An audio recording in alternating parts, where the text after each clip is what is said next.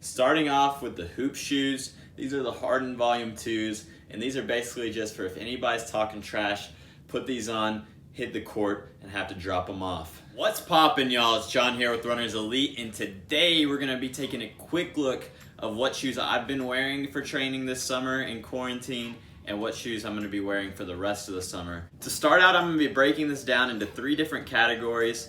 One's gonna be the high cushion trainers where you're gonna rack up most of your miles over the summer, as well as doing your long runs. The second is gonna be your daily trainers still, but they're gonna be lightweight and more for like up-tempo kind of runs. Not necessarily tempos per se or speed workouts, but more of just like an up-tempo normal run, or if you're not running as much miles, or if you're on the grass where you don't need as much cushion, but could still pick up the speed a little bit, you can wear these shoes.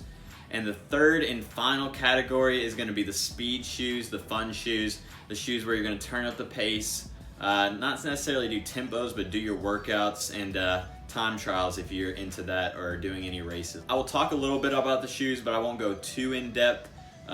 May do some reviews on some of them, so don't want to go too crazy and don't want the video to be too long either. So we're gonna start out with the high cushion trainers.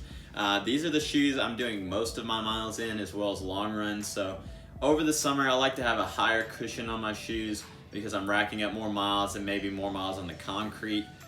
So you're not needing to go too fast over the summer, so it's more about just keeping your body healthy and keeping your joints right for when you come back to the season, so you're not injured in the first place because of the lack of cushion or stability in your shoes. So this first shoe is the Saucony Triumph ISO 5, which is actually an older model. I think they came out with the Triumph 17, which is the newest model, but this model was on sale. I got it for like $80 on Amazon, so that was a good deal. Leading up into this video, I've already put like 250 miles on these shoes. This has been the shoe that I am doing the most mileage in, and it's been a solid shoe. Got great cushion. They are a little heavy, or pretty heavy. They're on the very heavy side of running shoes, but haven't really noticed because I haven't really pushed the pace in them in any days. I use these for just my general runs and easy days, and not really for long runs or anything. But second shoe that's in the high cushion category is the New Balance 1080 V9. And I actually ran in these shoes today, so they're a little grassy, but I use these shoes majority for the long runs and medium long runs, just mostly my big mile days where I'm wanting to turn up the pace a little bit but not too hard.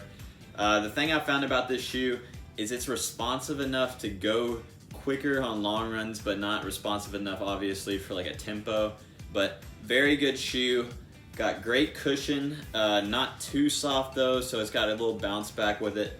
I really like the bottom of the shoe. I don't know why, it just feels, I like how the tread is. It's not too like, it doesn't stick out as much as other shoes, and it kind of feels like just a seamless bottom, flat bottom, which I like a lot about the shoe. The third high cushion shoe that you see behind me is actually a new shoe that I haven't gotten yet, or I haven't worn yet, and it is the Wave Sky Wave Knit 3. These are a new shoe that I got for a good deal from my boy Coleman up at Rush Running, and these, I'm not really sure how these are going to turn out. I know they're a very high cushion shoe. I haven't worn Mizuno since high school. I think I had the Wave Inspire 22s or something like that. Not really positive on that, but this shoe looked really nice. The reviews were good, and I got a really good deal on it. So it's a neutral shoe, high cushion, and I thought my Sauconys are getting a little beat up, so might integrate this into the summer training to build up the mileage on my second build very soon. So gonna wear these around and break them in over the next couple days, and then probably integrate them into training within the next week or so. So now we're gonna be moving into the daily trainers, just the lightweight daily trainers. So you still use these over the summer, but I use these mostly for tempos because I'm not wanting like a flat for my tempos to like break the legs too much. But these still have a little cushion, but they're not like an overly aggressive flat or anything like that, where you're basically getting minimal cushion just to turn up the pace as much as possible. So these still have a little cushion to keep going a little bit longer, keep the legs fresh. And the first one of those is the Boston 8. We're actually giving these by our school, so we're Adidas school, and it's pretty cushioned. but it's still got that flat feel to it. So I don't break these out too often, but if I need like a faster, longer speed session, I'll definitely bring these out and they'll get the job done for sure. The second lightweight daily trainer is one of my favorites. It's the Brooks Launch 6. I've run in a bunch of Brooks launches coming from the 4th iteration to the 5th iteration. This is my second pair, the 6th iteration. So I really like this shoe. It's got a good amount of cushion on the bottom of the shoe, but it's not like too much. So it's got enough where you can do some long tempos or some fartleks in it as well. But this is the shoe I've been using mostly for the up-tempo sessions this this summer. So this is definitely a go-to for not too aggressive with the low cushion, but it also has good speed in it as well. So my third lightweight trainer is going to be the Nike Pegasus 36, which is more of an all-around trainer, but you can use it on tempos and faster days because it's got that zoom, that full-length zoom, and just it's a nice light responsive shoe that's good for basically anything. So I just got these from my boy Coleman up at Rush Running as well. Shout out to him. Got these on a really good deal, so couldn't turn it down. I've run in the Peg 34s, 35s, and this is gonna be my third Peg, the 36s.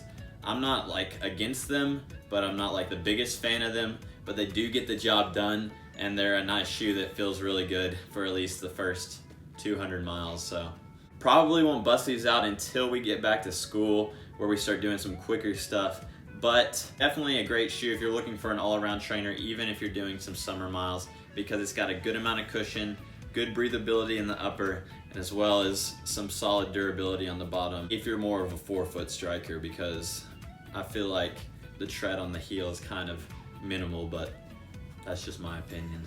Moving into the lightweight speed shoes that are meant for road races or fast tempos or fast time trials. I'm going to be starting off with one of my favorite shoes I've ever run in, honestly, is the Nike Zoom Fly Flyknit. I put about 120 miles of these with workouts. As you can see, the bottom's still red from our track in Jonesboro, but this shoe has a carbon plate in it. It's very rigid for a shoe. This is the only carbon plate shoe I've run in. It's not the 4%, but instead of having the ZoomX cushioning, it basically just has React foam, which is another Nike foam. Still has the carbon plate and still gets the job done on some faster workouts while still providing you with that good cushion. So going into the final shoe, we're gonna be working with this beautiful shoe, which is the Adidas Adios 3. I actually have a pair of 4s out there too, but these kind of look better, so I thought I'd throw these in here instead. I haven't worn these too much because we did get those 4s, and I didn't really wear these that often. I bought them whenever mine were running out, and we didn't really have much season left. So I did run in another pair of these, some blue ones, and I really like those. So this is a great shoe for some tempos or some fast work. This shoe actually held the marathon world record before Kipchoge came in and broke it by like a minute or two on the new 4%. So this is a great shoe for distances up to the marathon, or I've used it for like 200s or 400s as well. So you can turn up the speed in this for sure.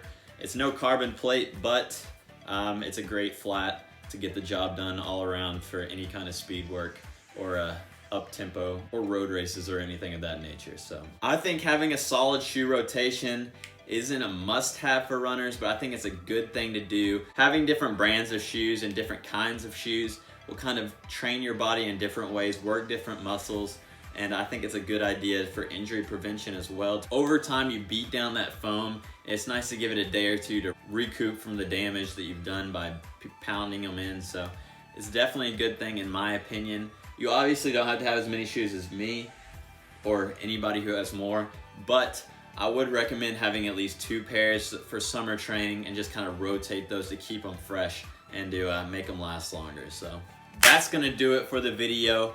Thank you for watching. Like, share, comment, subscribe, do all things you need to do at the bottom of the screen. And as always, wolves up and peace out.